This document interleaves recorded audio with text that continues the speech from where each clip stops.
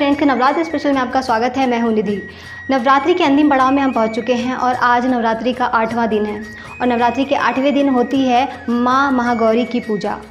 माँ महागौरी देवी के जो रूप है वो उनका मूल भाव दर्शाती है।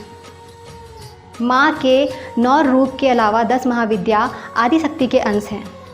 इनके अलावा भगवान शिव के साथ महागौरी ही अर्धांगिनी के रूप में विराजमान होती हैं। नवरात्र के अष्टमी तिथि के दिन लोग भक्त अपनी व्रत तोड़ते हैं कन्याओं की पूजा करके।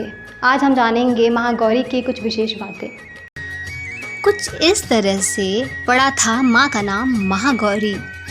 देवी भागवत पुराण के अनुसार देवी पार्वती का जन्म राजा हिमालय के घर हुआ था। देवी पार्वती को मात्र 8 वर्ष की उम्र में अपनी पूर्व जन्म की घटनाओं का आभास हो गया था। तब से ही उन्होंने भगवान शिव को पति के रूप में प्राप्त करने के लिए तपस्या शुरू कर दी थी। अपनी तपस्या के दौरान माता केवल कंद मूल फल पत्तों का आहार ही लेती थी। बाद में माता ने केवल वायु पीकर तप करना आरंभ कर दिया था। तपस्या से देवी पार्वती को महान गौरव प्राप्त हुआ था, इसलिए उनका नाम महागौरी पड़ा। इस दिन दुर्गा सप्तशती के मध्यम चरित्र का पाठ करना विशेष फलदायी माना जाता है। कल्याणकारी है माँ महागौरी। माता की तपस्या से प्रसन्न होकर शिव ने उनसे गंगा स्नान करने के लिए कहा। जिस समय माँ पार्वती स्नान करने गई तब देवी का एक स्वरूप श्याम वर्ण के साथ प्रकट हुई जो कौशिकी कहलाई और एक स्वरूप उज्जवल चंद्र के समान प्रकट हुई जो महागौरी कहलाई। गौरी रूप में माता अपने हर भक्त का कल्याण करती हैं और उनको समस्याओं से मुक्त करती हैं। जो व्यक्ति किन्हीं कारणों से 9 दिन तक उपवास नहीं रख पाते हैं उनके लिए नवरात्र में प्रतिपदा और अष्टमी तिथि को व्रत रखने का विधान है। ऐसा है माँ का स्वरूप।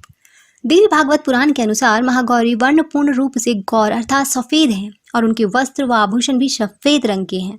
माँ का वाहन वृषभ अर्थात बैल है। माँ का दाहिना हाथ अभय मुद्रा में है और नीचे वाला हाथ में दुर्गा शक्ति का प्रतीक त्रिशूल है।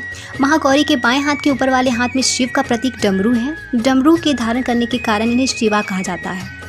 माँ के नीचे वाले हाथ में अपने भक्तों को अभय देता हुआ वर मुद्रा में है। माता का यह रूप शांत मुद्रा में ही दृष्टिगत है। इनकी पूजा करने से सभी पापों को नष्ट किया जाता है। भोग में माँ को चढ़ाई यह चीज।